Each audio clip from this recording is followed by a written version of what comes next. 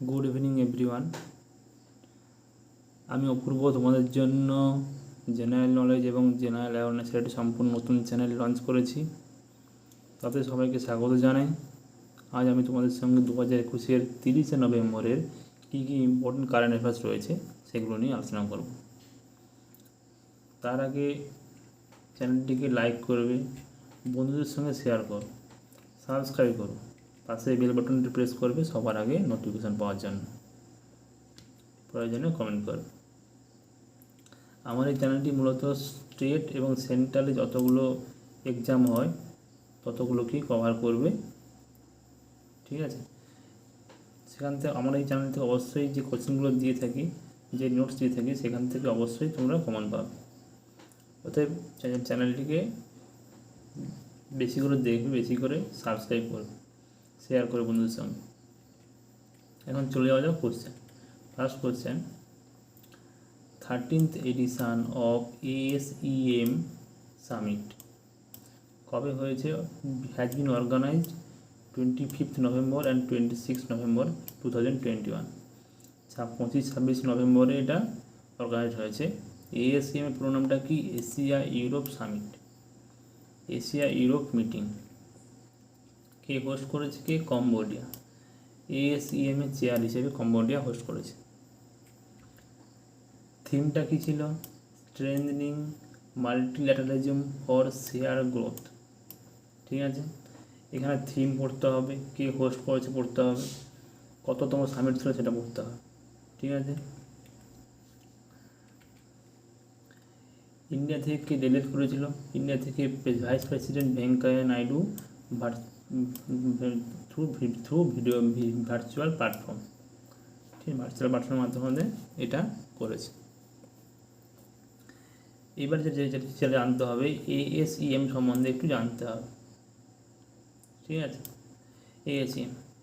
ASEM এ কী আছে? Establish হয়েছে কবে? 1996, ঠিক আছে? 1996 এস্টাবলিশ হয়েছে। ASEM এ 51 মেম্বার কান্ট্রিজ, 51টা মেম্বার কান্ট্রিজ আছে। তার মধ্যে আছে European union and association of south east Asian nation, মানে ASEAN,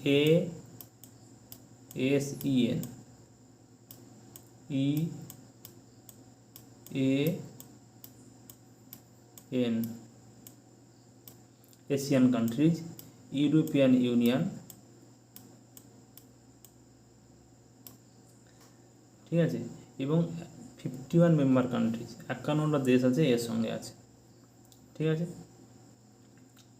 এগুলো আনতে হবে ASEM সম্বন্ধে। Next, Madhya Pradesh MP, Madhya Pradesh will be first state to create cyber tehsil. Narottam Mishra, Madhya Pradesh প্রথম রাজ্য যে সাইবার তেহসিল লঞ্চ করেছে, ঠিক আছে? নারোত্তম মিশ্রকে জেনে নিয়ে একটু আমরা। হোম মিনিস্টার অফ মধ্যপ্রদেশ, ঠিক আছে? তিনি লঞ্চ করেছেন সাইবার তেহসিল। কিসের জন্য? To make the mutation process easy and people from anywhere state can avail of its benefit, ঠিক আছে? পিপল, জনগণ সেটাকে সহজভাবে যেখানে থাকুক না কেন সেটাকে ব্যবহার করতে পারবে, ঠিক আছে?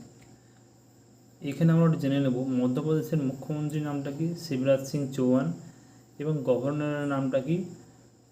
মঙ্গুভাই সি প্যাটেল। আর মধ্যপ্রদেশের রাজধানীতে আমরা জানি Bhopal. Next, Indian constitution day কবে পালন করা হয়ে থাকে? 26শে নভেম্বর। প্রতি বছর 26শে নভেম্বর পালন করা হয়ে থাকে, ঠিক আছে? এটা commemorate the adaptation of the constitution of India, ঠিক আছে? কনস্টিটিউশন মানে ভারতীয় সংবিধানে সেটা লেখা আছে।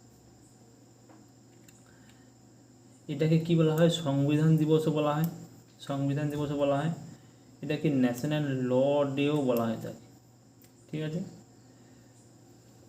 The government of India declare 26 November as constitution day 19 November 2015 by gazette notification. ঠিক আছে, ডিক্লেয়ার হয়ে থাকে 26 November. PM of India Narendra Modi made declaration October 2015 while laying foundation stone of the B.R. Ambedkar Statue of Equality. B.R. Ambedkar Statue of Equality আছে। B.R. Ambedkar Statue of Equality কোথায় আছে? মুম্বাইতে আছে। এটা পরীক্ষা পড়ে যে স্ট্যাচু অফ ইকুয়ালিটি কোথায় আছে? মুম্বাইতে। কার স্ট্যাচু এটা? B.R. আম্বেদকর স্ট্যাচু। এবারে আওয়ার কনস্টিটিউশন রেস্টেস অন 3 পিলার্স, 3টে পিলার আছে কি? Liberty, equality and fraternity. ঠিক আছে, এখানে এত জানতে হবে। এবারে আরেকটু নোটস দিয়ে দিচ্ছি আমি। B.R. আম্বেদকর, এই যে B.R. আম্বেদকর আমরা পড়লাম এক্ষুনি, B.R. আম্বেদকর। B.R. আম্বেদকর কী বলা হয়? ফাদার অফ ইন্ডিয়ান কনস্টিটিউশন বলা হয়। B.R. আম্বেদকরকে কী বলা হবে? Father of Indian constitution. এটা হচ্ছে গিয়ে 72তম কনস্টিটিউশন ডে। ঠিক আছে, next, national milk day of India celebrated 26 November. 26 November national milk day পালন করা যায়, জাতীয় দুধ দিবস পালন করা হয়ে থাকে। ঠিক আছে, এখানে অনেক কিছু জানার আছে, জানতে হবে। The day is being observe since 2014 observe হয়। ঠিক আছে, এটা পরে পরীক্ষা কবে থেকে পালন করা হয়ে থাকে? 2014 থেকে পালন করা হয়ে থাকে। Birth anniversary of the father of Indian white revolution, doctor Verghese Kurien. Doctor Verghese কুরিয়ানকে বলা হয় father of Indian white revolution. শ্বেত বিপ্লবের জনক বলা হয়, ভারতের শ্বেত বিপ্লবের জনক বলা হয় ডক্টর ভার্গিস কুরিয়ানকে। এর জন্মবার্ষিকী হিসেবে এটা পালন করা হয়। ঠিক আছে, একে বলা হয় মিল্কম্যান অফ ইন্ডিয়া বলা হয়, এর নিকনেম। এই ডক্টর ভার্গিস কুরিয়ানকে আরেকটা নামে ডাকা হয় ডক্টর মিল্কম্যান অফ ইন্ডিয়া। ঠিক আছে, থিম, এই বছরের থিমটা কী ছিল? Sustainability in the dairy sector. ঠিক আছে, এবারে আমি একটু বলবো, তোমার সেটা একটু নোট করে নেবে। 1970 সালে জাতীয় দুধ উন্নয়ন পর্ষদ মানে ন্যাশনাল ডেয়ারি ডেভেলপমেন্ট বোর্ড কী করেছিল? দুধ উৎপাদনের বৃদ্ধির উদ্দেশ্যে অপারেশন ফ্লাড নামে একটি কর্মসূচি নেয়। সেই কর্মসূচিতে কী হয়? সেই কর্মসূচিতে গৃহীত পদ্ধতি দুধ উৎপাদনের ক্ষেত্রে এক অভূতপূর্ব উন্নতি ঘটায়, যা শ্বেত বিপ্লব নামে পরিচিত। এই সাফল্যের স্থপতি ছিলেন ডক্টর ভার্গিস কুরিয়ান, যিনি শ্বেত বিপ্লবের জনক বলা নামে পরিচিত। এখানে ভেরি ইম্পর্টেন্ট জিনিস সেটা হচ্ছে গিয়ে চতুর্থ পঞ্চবার্ষিক পরিকল্পনা এটা ঘটেছিল। চতুর্থ পঞ্চবার্ষিক পরিকল্পনা ঘটেছিল। ঠিক আছে, 1969 থেকে 74,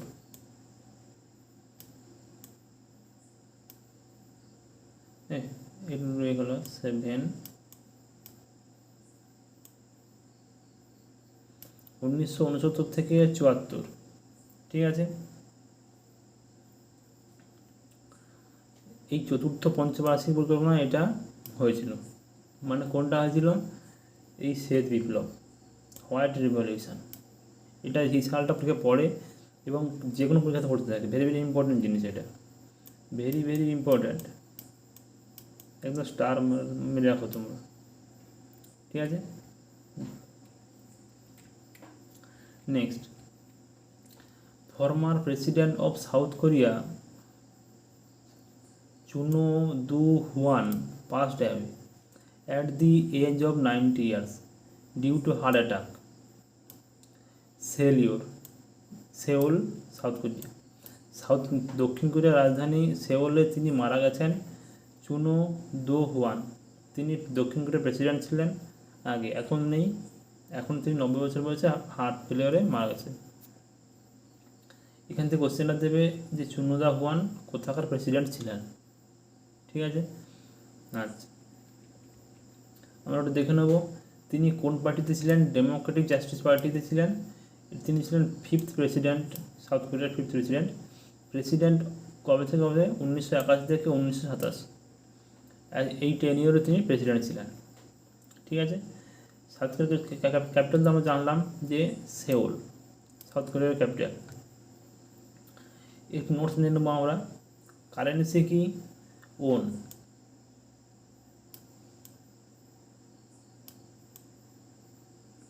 ওন হচ্ছে কারেন্সি, সাউথ কোরিয়ান ওন। ঠিক আছে, প্রেসিডেন্ট, এখন প্রেসিডেন্ট কে আছে? Moon Jae in. Moon Jae in. ঠিক আছে,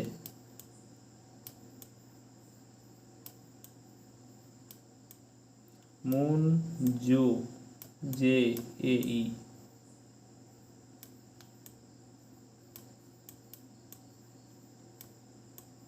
ঠিক আছে, মুন জো ইন এখন এই প্রেসিডেন্ট আছেন। নেক্সট দেখে নেব, Andhra Pradesh win national blind cricket tournament. Andhra Pradesh জিতেছে ন্যাশনাল ব্লাইন্ড ক্রিকেট টুর্নামেন্ট জিতেছে। ঠিক আছে, কাকে হারিয়েছে? কাকে? বিট কর্ণাটক, কর্ণাটককে হারিয়েছে। ঠিক আছে, কোন স্টেডিয়ামে খেলা হয়েছিল? Blind at the Arun Jaitley স্টেডিয়ামে খেলা হয়েছিল। The tournament was organised by cricket association for the blind. ঠিক আছে, কে কে করেছে, আয়োজন করেছে কে? Cricket association for the blind in India, CABI। ঠিক আছে, ঠিক আছে, এইখানে কোশ্চেনটা দেবে যে কে কোন রাজ্যে জিতেছে, কাকে হারিয়েছে, কাকে, কে অর্গানাইজ করেছে। ঠিক আছে, এগুলো দেবে। এবার আরেকটা এবার নোটস জানতে হবে আমাদের কী আছে? অরুণ জেটলি স্টেডিয়াম। এই যে অরুণ জেটলি স্টেডিয়াম আছে, অরুণ জেটলি স্টেডিয়াম, অরুণ জেটলি স্টেডিয়াম আগের নাম কী ছিল? ফিরোজ শাহ কোটলা। ঠিক আছে, আগের নাম ছিল ফিরোজ শাহ কোটলা স্টেডিয়াম গ্রাউন্ড। ঠিক আছে, এখন হচ্ছে অরুণ জেটলি স্টেডিয়াম। কোথায় আছে এটা? নিউ দিল্লিতে আছে। ঠিক আছে, আর আরেকটু জানতে হবে CABI। ঠিক আছে, CABI হেডকোয়ার্টার কোথায় আছে? ব্যাঙ্গালোর। ব্যাঙ্গালোরে হেডকোয়ার্টার আছে, ব্যাঙ্গালোর। ঠিক আছে, আর জানার দরকার নেই এখানে। Madhya Pradesh CM launches 3 solar power project. ঠিক আছে, মধ্যপ্রদেশের মুখ্যমন্ত্রী লঞ্চ করেছে 3টে সোলার পাওয়ার প্রজেক্ট লঞ্চ করেছে। 5,250 কোটি টাকা খরচ হয়েছে। তার লক্ষ্য কী ছিল? Meet 50% power demand of Madhya Pradesh through renewable energy. ঠিক আছে, মধ্যপ্রদেশে যে পাওয়ারটা লাগে তার অর্ধেক মানে 50% পাওয়ারটা আমি রিনিউয়েবল এনার্জি হিসাবে সেটা পাবো। ঠিক আছে, মধ্যপ্রদেশ CM শিবরাজ সিং চৌহান, নামটা মনে রাখুন, Shivraj Singh Chauhan on Thursday laid foundation stone for setting up 3 solar power project plants in 1,500 megawatt. ঠিক আছে, ক্যাপাসিটি ইন শাহজাপুর, আগ্রা, নিমাজ। ঠিক আছে, এই 3টে জায়গায় লঞ্চ করে। এবার দেখে নেবো এখানে এই যে আগ্রা, শাহজাপুর, নিমাজ। ঠিক আছে, আগ্রা 2টো ইউনিট মিলে 550 মেগাওয়াট, 3টে ইউনিট মিলে 450 মেগাওয়াট, আর 3টে ইউনিট মিলে আর 500 মেগাওয়াট, 3টে টোটাল মিলে 1,500 মেগাওয়াট। ঠিক আছে, পাওয়ার জেনারেশন স্টার্ট করবে কবে থেকে? মার্চ 2023 থেকে স্টার্ট হবে। মনে রাখবে শাহজাপুর, আগ্রা, নিমাজ। এখানে একটু জানতে হবে আমাদের কি, মধ্যপ্রদেশের মুখ্যমন্ত্রীর নাম জানলাম এবং গভর্নর নামটা আগেই বলেছি আমি। এখানে জানতে হবে যে India and world largest solar park কোথায় আছে? রাজস্থানে আছে, নামটা হচ্ছে ভাদল সোলার পার্ক, জয়পুর। ঠিক আছে, 2,055 মেগাওয়াট। এবং আরেকটা জিনিস জানতে হবে, India's largest floating solar photovoltaic project at its Simhadri thermal station in Visakhapatnam. ঠিক আছে, এইটা ভেরি ভেরি ইম্পর্ট্যান্ট। এটা কে করেছে, কি এইটা কে করছে, কে বিশাখাপত্তনমে NTPC, national thermal power corporation করছে। ঠিক আছে, এবারে নেক্সট যা দেখবো আমরা, India gets elected as member of UNESCO world heritage committee. ঠিক আছে, ইউনেস্কো ওয়ার্ল্ড হেরিটেজ কমিটির সদস্য হিসেবে ইন্ডিয়া ইলেক্টেড হয়েছে। ঠিক আছে, 4 বছরের জন্য, for the period of 4 years, 4 বছরের জন্য। ঠিক আছে, এই 2021 নভেম্বর থেকে স্টার্ট হবে। আচ্ছা, এই যে টেনিওর 17 নভেম্বর থেকে 21 থেকে 25। ঠিক আছে, কন্ডাক্টেড বাই, কে কন্ডাক্ট করেছিল, বাই ইউনাইটেড নেশন বডি। ঠিক আছে, এবার ইউনেস্কো সম্বন্ধে জেনে নেবো আমরা। ইউনেস্কো কবে ফান্ড করেছে, 1945।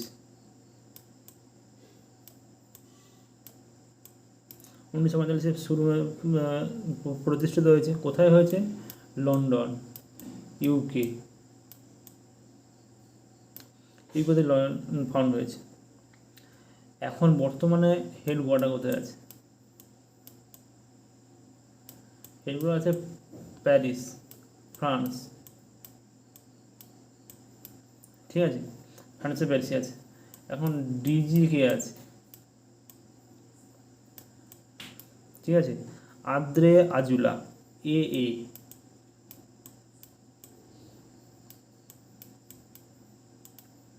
আদ্রে আজুলা।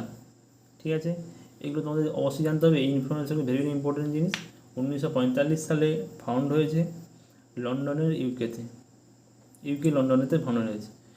হেডকোয়ার্টার কোথায় আছে, এখন ফ্রান্সের প্যারিসে আছে হেডকোয়ার্টার। ডিজিকে আছে আদ্রে আজুলা। ঠিক আছে, Hyderabad based Skyroot, very very important question. Skyroot কোথাকার কোম্পানি, তাহলে হায়দ্রাবাদের। কী করেছে, ইন্ডিয়ার first privately developed cryogenic rocket engine, দেশীয় হিসাবে ভারতের প্রথম ক্রায়োজেনিক রকেট ইঞ্জিন তৈরি করেছে। আমরা দেখে নেব, Skyroot aerospace successfully tested Dhawan one. নামটা ভেরি ভেরি ইম্পর্টেন্ট জিনিস, নামটা মনে রাখ। In honour of eminent Indian rocket scientist doctor Satish Dhawan. Satish ধাওয়ানের ইন্ডিয়ান রকেট সায়েন্টিস্টের নাম, সতীশ ধাওয়ানের নাম অনুসারে তার নাম হয়েছে ধাওয়ান-1। হুইচ ইজ ইন্ডিয়ার ফার্স্ট প্রাইভেটলি ডেভেলপড, যেটা প্রাইভেটলি ডেভেলপ, প্রথম প্রাইভেটলি, ঠিক আছে, প্রাইভেটলি ডেভেলপ করেছে ক্রায়োজেনিক রকেট ইঞ্জিন। আচ্ছা, এখানে কি আছে, 2 হাই পারফরমেন্স রকেট প্রপেলেন্টস। ঠিক আছে, very very important question. Liquid natural gas এবং লিকুইড অক্সিজেন গ্যাস, এটা হচ্ছে সায়েন্স বেস জিকে। এগুলো ভেরি ভেরি ইম্পর্টেন্ট কোশ্চেন, এগুলো পড়তে পারে পরীক্ষায়। যে কি রকেট প্রপেলেন্ট, দুটো রকেট প্রপেলেন্সের নামটা কি, ঠিক আছে, লিকুইড ন্যাচারাল গ্যাস এবং liquid oxygen gas. This is made in India, যেটা এটা ইন্ডিয়ায় তৈরি হয়েছে। Cryogenic engine developed using 3D printing super alloy, 3 dimension হয়েছে, এটা সুপার অ্যালয়তে তৈরি করা আছে। টেস্ট কন্ডাক্টেড কোথায়, টেস্ট করা হয়েছে, solar industry India limited, Nagpur. এখানে টেস্ট করা হয়েছে। Test demonstrate propulsion technology upper stage of Skyroot orbital vehicle Vikram two. ভেহিকেলের নামটা মনে রাখবে, বিক্রম-2 ওকে পড়বে। ভেহিকেলের নামটা কি, কোথায় টেস্ট করা হয়েছে, এই যে 2 হাই পারফরমেন্স রকেট প্রপেলেন্ট, নামটা পড়বে। কার নাম অনুসারে হয়েছে, নামটা কি, ধাওয়ান-1। কে করেছে, কোথাকার company, Hyderabad base company Skyroot. ঠিক আছে, নেক্সট। পাকিস্তান কি করেছে, Pakistan on Thursday conducted successfully flight test of Shaheen one A, Shaheen one A surface to surface ballistic missile. Pakistan launch করেছে surface to surface ballistic missile Shaheen one A, Pakistan. নামটা মনে রাখবে, শাহিন-1A কে করেছে, Pakistan. Surface to surface ballistic missile, 3টে অপশান, 3টে কোশ্চেন এখানে পড়তে পারে। the armed force had conducted the successfully test launch of the nuclear capable Sahin 1A medium range ballistic missile। ঠিক আছে, এটা কিন্তু নিউক্লিয়ার ক্যাপাবল, এটা রেঞ্জ কত 900 কিলোমিটার। ঠিক আছে, ব্যাস। Go up and never stop, পড়তে থাকবে, থামবে না, তাহলেই তুমি তোমার লক্ষ্যে পৌঁছতে পারবে। আজকের মতো এখানেই শেষ, পরের দিন আবার নিয়ে আসবো।